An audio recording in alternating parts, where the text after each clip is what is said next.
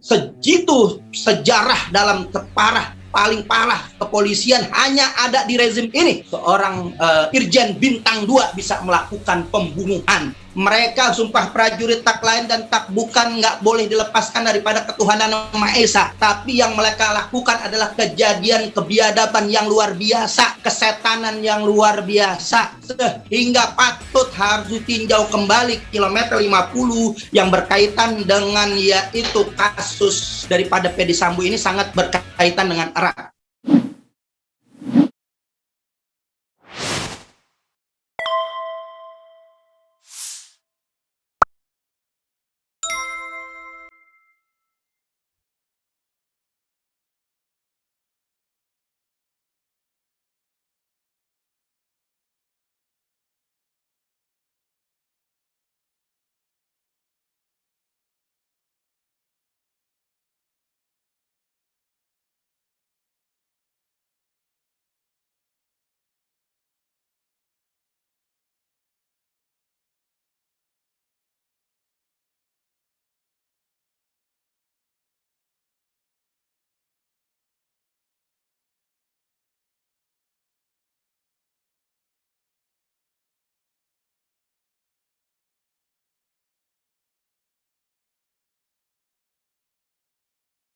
Karena mungkin ada komunikasi,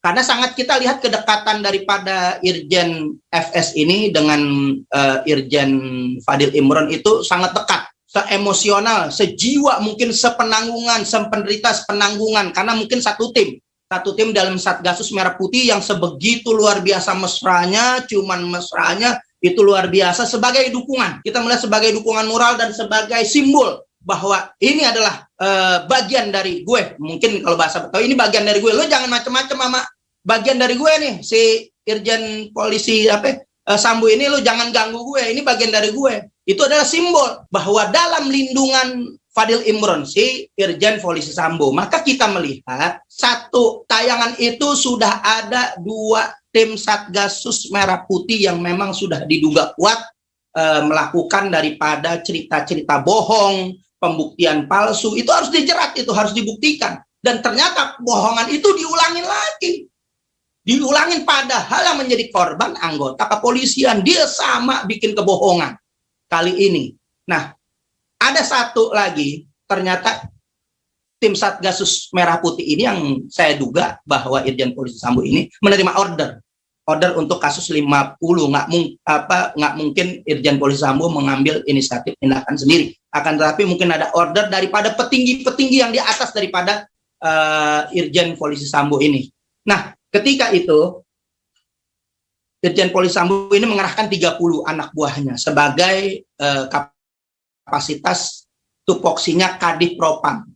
Kadif Propam ini Irjen Polisi Sambo ini kita melihat itu melakukan investigasi terhadap daripada 6 pembunuh, 6 daripada 6 laskar yang syuhada, itu mengerahkan 30 anak buahnya.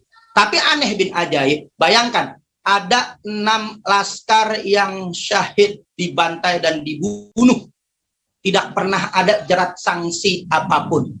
Selain pengadilan memonis bebas yang diduga memang itu dagelan yang luar biasa, yang makanya keluarga syuhada yang terlibat pada pengadilan itu nggak pernah hadir karena itu sudah dagelan semua.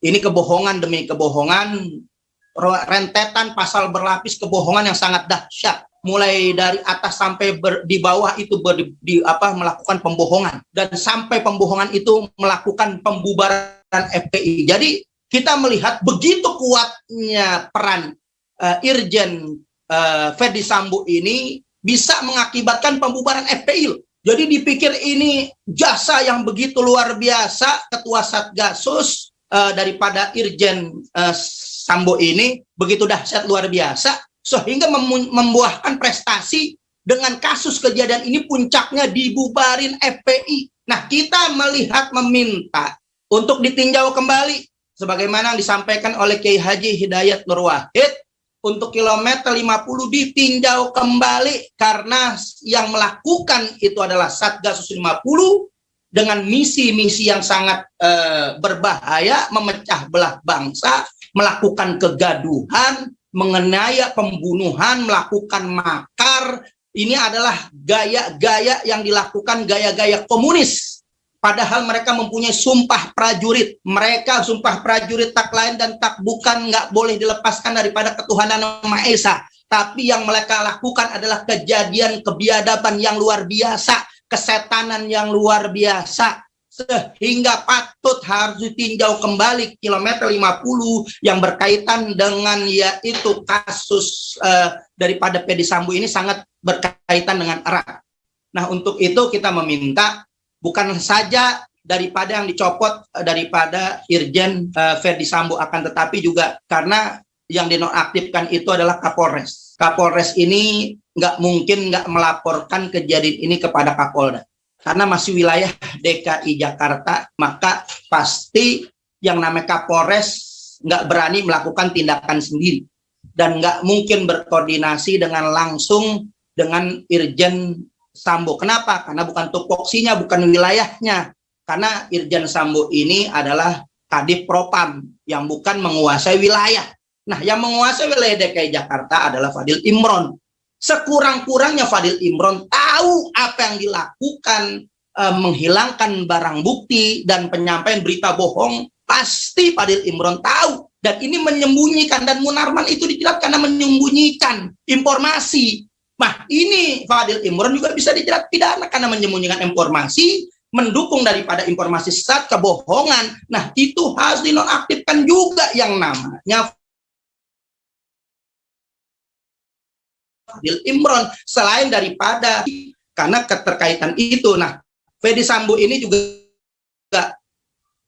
mempunyai ada dua kewenangan, Kadif Propam dan sebagai Satgasus Merah Putih, maka ditinjau kembali bagaimana peranan-peranan itu bisa terjadi agar semuanya menjadi jelas benderang. Ini harus betul-betul disisir. Kepolisian Republik Indonesia harus disisir, Satgasus Merah Putih ini harus dibubarkan, begitu juga diganti daripada jajaran-jajarannya, karena ini sangat berbahaya. Saya yakin masih ada polisi-polisi yang masih berketuhanan Maha Esa, yang tidak melakukan kebiadaban, yang tidak melakukan kesetanan yang luar biasa, membunuh, membantai anak-anak bangsa demi untuk kepentingan, diduga kepentingan oligarki, yang memang tugasnya Satgas Merah Putih ini sangat berpolitik. Ini adalah unsur, ini kita melihat juga kuat, ini adalah kepentingan politik yang dahsyat luar biasa, kepentingan politik yang biadab, kepentingan politik mungkar, yang menghalalkan segala cara. Ini kemungkaran yang paling mungkar. Akhirnya Allah Subhanahu wa Ta'ala berfirman, wa makaru wa makarullah wallahu khairul makirin. Wallahu khairul makirin. Barang siapa yaitu berbuat makar, maka Allah akan sebaik-baiknya pembalasan makar kepada mereka. Nah, kita melihat doa-doa kita para ulama yang mereka berselawat mendoakan kepada pemimpin kita, begitu juga mubahala yang dilakukan oleh daripada orang tua suhada kilometer 50 yang rasanya sulit. Kalau kita pakai dengan kekuatan kita, apa yang kita punya, institusi juga pemerintahan bukan, justru FPI justru malah dibubarkan. Tapi kekuatan doa itu Allah Subhanahu wa Ta'ala saat ini tunjukkan kekuatan yang begitu luar biasa. Segitu sejarah dalam paling parah kepolisian hanya ada di rezim ini. Seorang Irjen Bintang 2 bisa melakukan pembunuhan yang boleh dikatakan hal yang sepele.